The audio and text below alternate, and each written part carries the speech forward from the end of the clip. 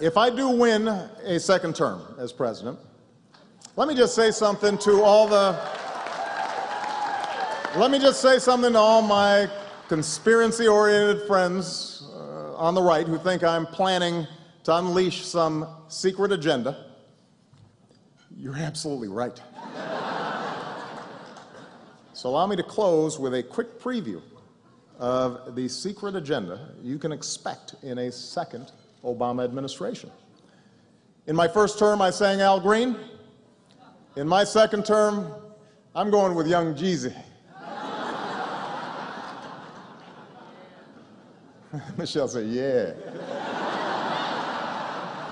I sing that to her sometime.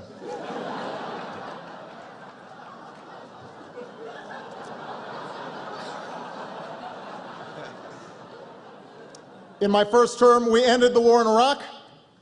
In my second term, I will win the war on Christmas.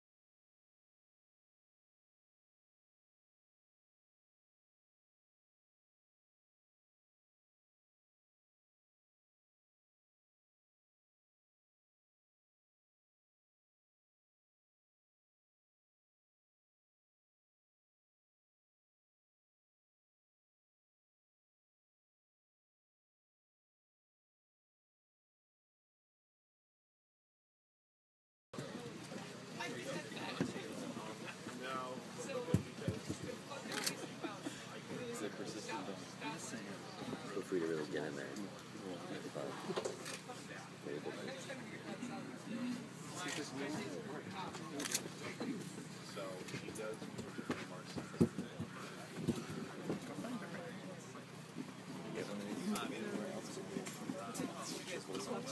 Are you allergic to shellfish? No.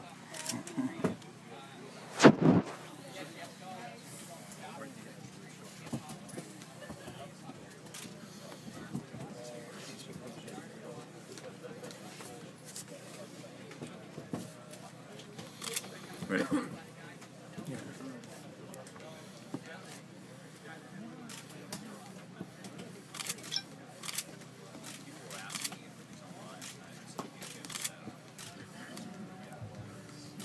Woo!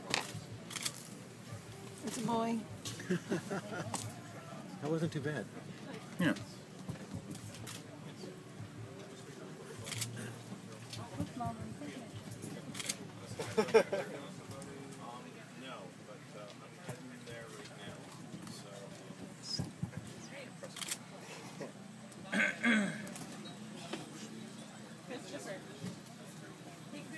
Okay. Okay. So, I'm gonna stick the Band-Aid on here. Thanks for letting us watch. Okay. So That was pretty exciting. getting a little bit of blood in there. So go ahead and just keep pressure there. All right.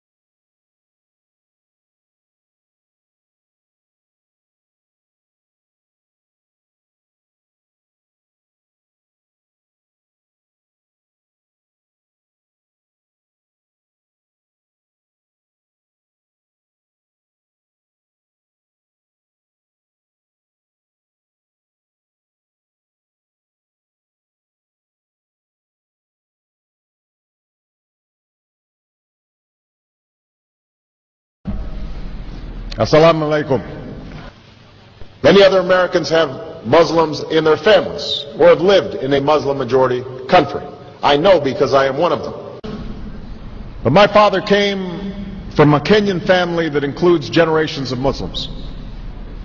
As a boy, I spent several years in Indonesia and heard the call of the azan at the break of dawn. I have known Islam on 3 continents before coming to the region where it was first revealed. That experience guides my conviction. You're absolutely right that John McCain has not talked about my Muslim faith.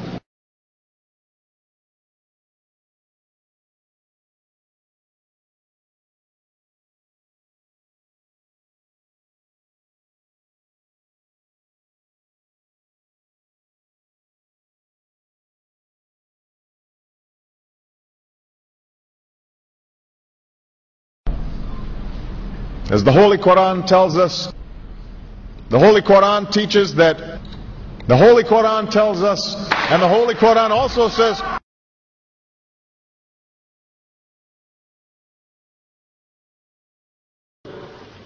we will convey our deep appreciation for the Islamic faith, which has done so much over the centuries to shape the world.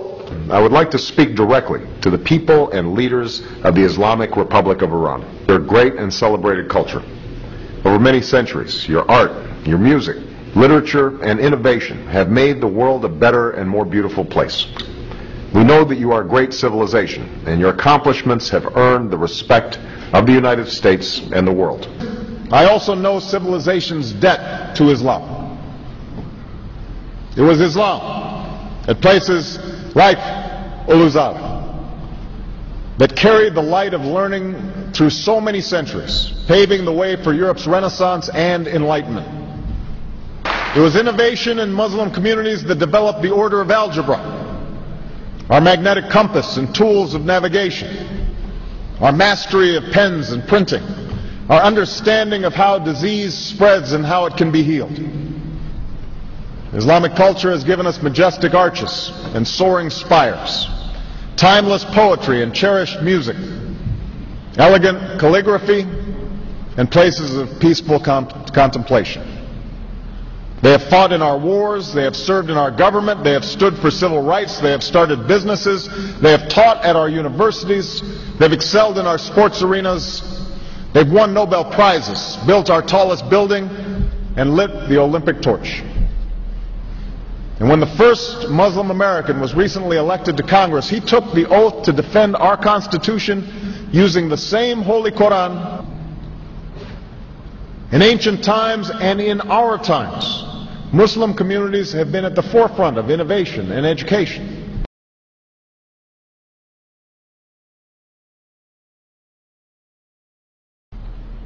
Islam is not part of the problem in combating violent extremism. It is an important part of promoting peace. The enduring faith of over 1 billion people is so much bigger than the narrow hatred of a few.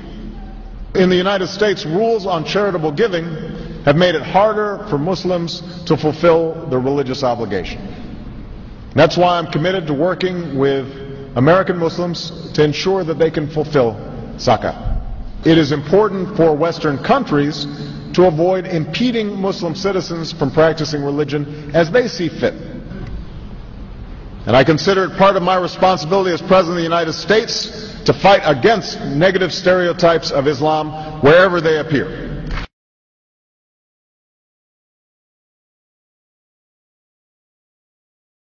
We are no longer a Christian nation. We do not consider ourselves a Christian nation. The United States has been enriched by Muslim Americans. Since our founding, American Muslims have enriched the United States. Islam has always been a part of America's story. There is a mosque in every state in our union, and over 1,200 mosques within our borders.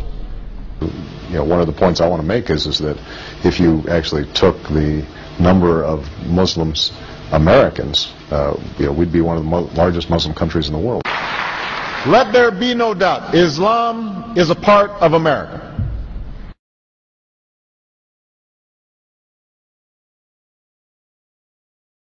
he did bow to the Muslim king, while he did not do it to the British Queen of England. And by bowing, he showed the world that I am subservient. I do bow down to you as a Muslim king, something no other president has done with Saudi Arabia. The Saudi king is his peer. He is not his subordinate in order to bow for him, and this is exactly what Obama did.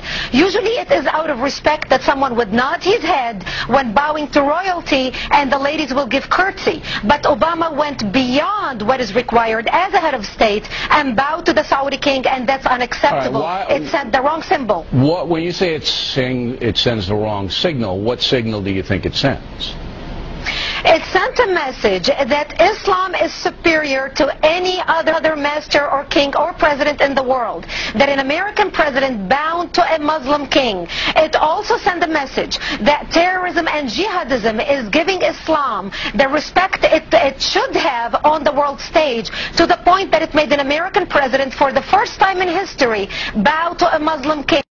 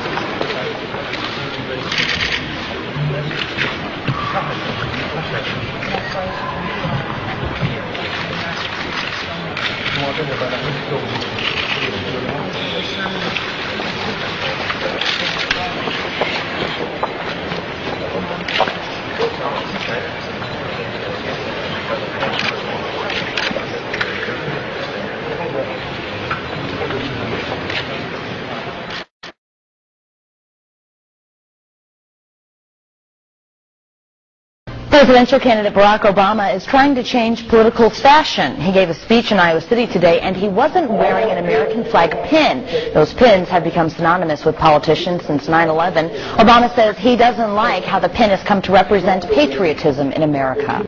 I won't wear that pin on my chest. It's a little weird, Alan, that in the middle of the campaign the guy takes off the American flag that most people wear because they're proud of their country. Let me speak as clearly and as plainly as I can. America is not and never will be at war with Islam.